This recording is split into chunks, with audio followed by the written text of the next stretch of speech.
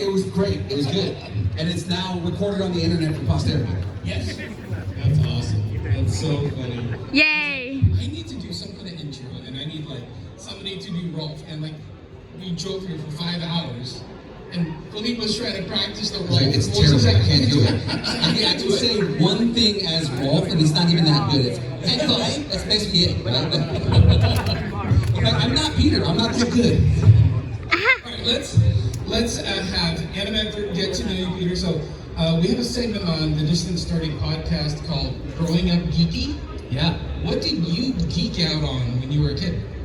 Star Wars was the first big thing. That makes sense. I was like, how old was I when I went to? I was like 10 years old, I think, when the first Star Wars came up. Okay. And it was a friend's birthday party, and God bless his mother, was the coolest mother on the planet. She goes, "I'm taking all the kids to Star Wars." Wow. And then we went to Star Wars, and it was this. You just sitting there with your jaw open the whole time, like I can't believe what I'm seeing. Like it was the coolest thing I've ever seen in my life. I love that. And that's when I first started collecting like trading cards. I remember I had the Star Wars Series 1 edition cards, and it was incredible. That's awesome, man. I'm the same level of nerd when it comes to like Star Wars. So it's like I'm a massive Star Wars nerd. One of the coolest things I ever got to do was do the voice of Yoda, Right. for Star Wars Lego mini movies. Mm-hmm. And I went in, I used to give impressions even on my stand-up comedy and stuff. And then I went in, and when I heard I got it, it was like, what? It's one of those things. It's like, I'll do it for free. Yeah. Yeah. Well, you didn't tell him. No, of course not. Lucas had some money. Lucas had money. Lucas money. And he was fine. Right. The check cleared. That's great. That's great. So you mentioned stand-up comedy. So what came first? Stand-up, acting, voice acting? Stand-up came first. Okay. I started that while I was still in university. We used to have a joke-off contest where you tell a joke and win like $15, $10, or $5, and I won $10 telling a joke, and then I started going back doing like original material, and the comics there were like, you should come down to the club and try this for real crap. Where was this? In Vancouver. Oh, okay. Yeah. So I went down to the club, and by the time I got there, I had like 20 minutes of material, and they were like, yeah, this guy's not bad. And then I got headlined like within a year, so it moved pretty quickly. That's awesome. It was going well. And this would be what, like the 80s? Yeah, 89. 89. That's kind of a heyday. Yeah. That's like, That was like the comedy explosion. Yeah. Right. Well-known TV comedians. deals, Yeah. whatnot, I mean, it was talking about Seinfeld's, Jay Leno's, Lane Boozler's, Seinfeld. Everybody was peaking at that time. Right. Yeah. And you have a pretty fun story about like an encounter that you had with a pretty famous comedian. Yeah, we were, I was part of the improv group in Vancouver, and we heard that Robin Williams was in town filming the original Jumanji movie. At the owner of the club, we were literally backstage, and the show was going to start in like a half an hour, and he goes, well, Robin called, and he said, he might come down. And we're like, I remember I was literally, it was coming out of my mouth going, yeah, as if he's really going to, and all of a sudden, hello. He just walked in, he goes, oh, do you mind if I play with you? We're like, yeah, okay, sure. Yeah, you can join in. I don't think anybody's got a problem with that. And I remember they introduced the improv troupe for that night, and like, oh, please welcome, Rich Elwood, Jay Ono, Peter Kelamis, and we have a special guest, Robin Williams. And it was one of these, the crowd is silent for a good 2 seconds because they can't believe what's like their eyes are seeing. Like there was complete silence, and then like they lose their minds. Right. And then of course, we do like an hour show, Robin Williams improvising. So That's like having a basketball game with Michael Jordan. yeah, Or LeBron James for you young kids. yeah, they just show up, and then Michael Jordan's better. and the news got out in town like the next morning. All the morning shows were like, oh my God, Robin Williams is improvising on Wednesday nights at the club. And next Wednesday, they started lining up at 4 o'clock for like a 8 o'clock or 9 o'clock show. And then he didn't show up. So he showed up the week after, and there was like 80 people in the crowd. And he was like, oh, hello. We're like, oh, you weren't here last week. And he goes, well, I was in a cab and I drove by, so the line kept going. Oh. Yeah, he wasn't after like the crowds. Yeah, he was just like, Because he'd be filming for like, 16 hours in a day, Right. and then he'd come down and do an hour show, and that's how we downloaded. Yeah. I think that was like probably downtime. Yeah, like it was just him kind of decompressing. Yeah, Yeah. That's what he got out of it. It was a release where it calmed him down. Right. So what was it like being on stage with a legend like that? Were you Well, it on was your just- team? I mean, No, the first time I did it, I was a little nervous. Of course, I was nervous. I didn't think I did that good. And then he came down another time, and I had a show with him. And I put the nerves aside and started. We had a lot of fun. We had a lot of great scenes together. That's cool. And at the end of the night, I will never forget. He comes up and he goes, "Oh, you're very funny." And I was like, "Okay, well, I can stop doing comedy now." He just told me I was funny. I'm good. That's an uncanny impression. So how did you go from stand-up to acting? Where did you start acting? Well, when we were doing shows, the casting directors in town would oftentimes come to a show because they'd have to cast, like, usually it was like a huge, funny commercial, and we need a funny guy in a commercial. And there's nothing more painful than actors who aren't really funny trying to be funny. It's the worst thing in the world. It's basically, it pains your bunghole. Yeah. It's, like, when they're really trying to push the funny, it's like, oh my God, it's horrible. So they would come down looking for real funny people to do. But then you got the antithesis. A lot of people were like really funny but couldn't act. So Right. they were trying to find that middle ground of somebody who could do both those things. So they would go fishing at the comedy clubs, and I started landing a series of commercials and all that, and then that led to smaller roles, and then that led to bigger roles and bigger roles, and then they get to know you and trust you, and they just start bringing you in. But this was mainly camera acting, right? On camera, yeah. Okay. Yeah. So how did that transition into voice acting? It was the same kind of thing where I had friends who did voice acting, voice commercials primarily. So there were a lot of commercial campaigns. It's like, oh, you're kind of green for this Toyota tire spot. You're like, okay. And a lot of times it would be like a 1 or 2 person funny scene because oftentimes they try to use humor to sell whatever they were selling, and that was the goal. And again, the comedians had a good sense of humor, good timing, so we would tend to do fairly well with that. Right.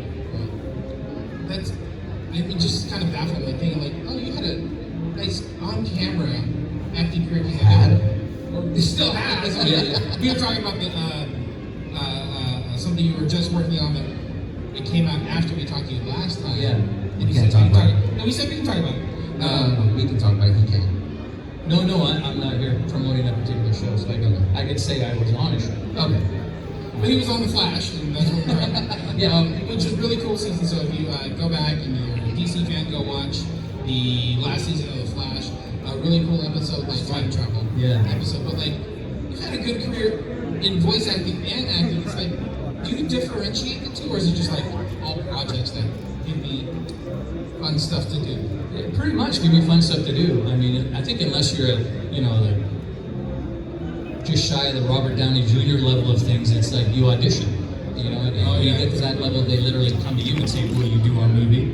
But prior to that, there's even big name people that have auditioned for roles that you would think they were just given, but they had to actually earn it. Right. So, I think most of us are still in the you need to earn the role stage. That's awesome. I mean, like even Henry Cavill had to audition. Yeah, Which exactly. he almost missed because he was playing World War Back. So. Right. All right, let's get into some Dragon Ball Z questions. Absolutely. So, given that you're the second actor to voice Son Goku after Ian James Corlett, and also currently the internet's favorite, because we all know the internet drools over you. I think depends what day of the week that is. For the most part, overall, Today is overall, today the favorite. Is overall, they've been very good. Going into that, like, how did you land the role? Was it just a normal audition? Just kind of like you went into audition for that, or did they call you for something like that, or like how did that whole thing kind of just occur? Yeah, well, Ian was moving on from the show, and me and Ian have a similar cadence to our voices. He's a little bit higher.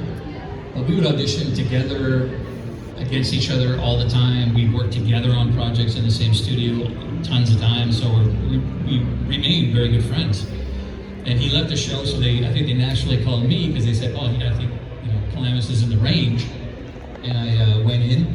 I didn't know a whole lot about Dragon Ball Z at that point. It was just kind of hitting North America, or I had not been there very long.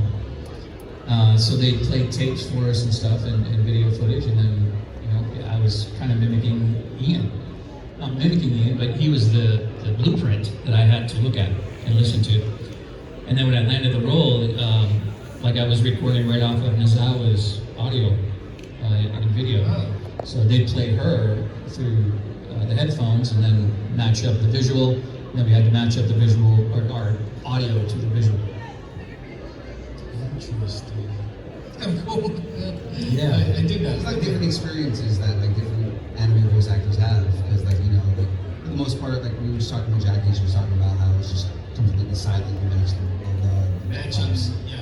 right? And it's like being able to hear the way that she did Goku in Japan. It's like, okay, well, I can kind of go with similar cadences, get the same feelings, things like that.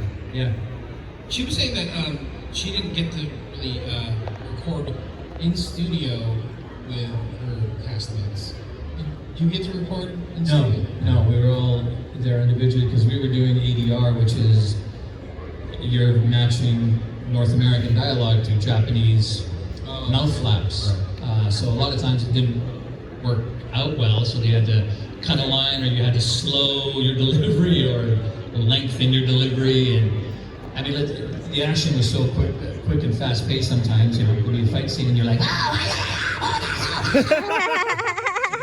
all those while it's happening. So you're just looking, and they'd play it once or twice, and then they would do these things that reverse kind of beats. So they would go, and that's when you're supposed to start. So they would backtrack it to when you're supposed to start your dialogue, and you had to watch it and read your lines at the same time and match the flaps. So that was a challenge. You got better at it, but it wasn't easy. That sounds so difficult. Yeah. Like going cross-eyed, like I don't know what to do. And that's why some of these screams, like Japanese screams, would be super, super long. So you'd be something going,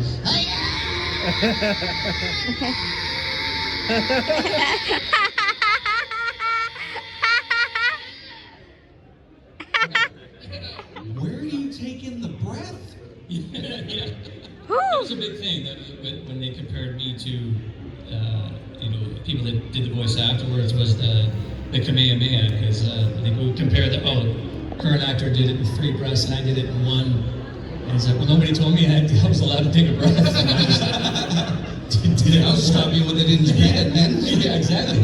Japanese in 1 breath. So we did the same thing. Do you have any fun stories about recording or I guess challenges even recording?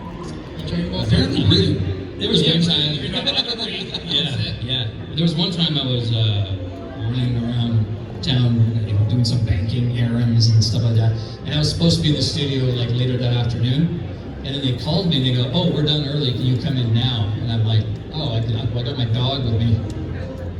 And they're like, "Yeah, I can bring him in." Just okay, all right. So what voices does your dog do? Well, he did actually, yeah. So went into the studio. He didn't like me not being in visual range of him. So I was like, I gotta bring him inside because he's gonna be bothering you guys. And they're like, yeah, okay. And he just laid down. But there was a scene where I was like doing this big screaming thing. No, so all you hear is. And I wish I had a recording of it because it's just this random bark out of nowhere. I should have kept it in. Yeah. Is this dog doing that? Yeah. Fun fact: his dog actually played Nail. So if you guys, very, very, very good range. That dog. Yes. Yeah. Yes. By the way, if you guys have questions, whether it's acting, voice acting, Dragon Ball Z, Rolf, just get them ready. We have a mic set up so you can come hang out and ask questions to Peter. Yay! Let's switch gears a little bit. So you're also well known for the voice of you do this the greatest son of a shepherd. Yeah! To play in a cartoon. Yay! Obviously Rolf, right?